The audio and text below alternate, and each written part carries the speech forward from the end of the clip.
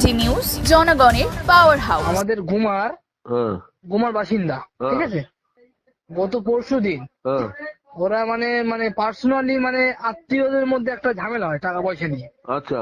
ঝামেলা হলে ওরা মাথা গরম করে তিনি বাপ বেটাই ওই ওখানে যায়, আমুলিয়া গ্রামে, দেগঙ্গা থানা এরিয়া।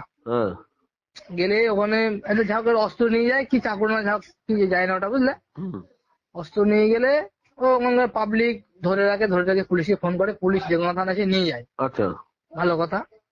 এর আমাদের থানায় ছবি টবি খবর টবর দেয় যে কেমন কি ব্যক্তি, ঠিক আছে, আচ্ছা। কেন অস্ত্র পেয়েছে, সব ঠিক আছে। আমরা রিপোর্ট দিয়েছি যে এটা রান্নির কাজ করে, রাঁধুনি বিয়ে বাড়ি রান্নি করে, ঠিক আছে, তিনি বাপ বেটাই। আচ্ছা। এদের কোনো ব্যাক রিপোর্ট খারাপ নেই। আচ্ছা। ওখানকার যে নেতা প্রধান থেকে আমাদের ওসি থেকে সবাই বলে দিল, যেগুলো থানায় আইসি কে আই হচ্ছে তাকেও বলে দিল, ঠিক আছে। ওদিন সকালে যাওয়া হলো, কালকে কোর্টে যাওয়া তুলবে, সকালে সব বলা হলো, বলছে হালকা কেস দিয়ে দেবে, ঠিক আছে। আচ্ছা। এবার কোর্টে তোলার পরে দেখছি এদিন যে ডাকাতি হয়েছে না, ওই যে কোথায় জানো, আরে কলাপুলে, হ্যাঁ, সেই ডাকাতি কেস ওদেরকে জড়িয়ে দেওয়া হয়েছে। আচ্ছা। আদৌ কিছু না। আচ্ছা।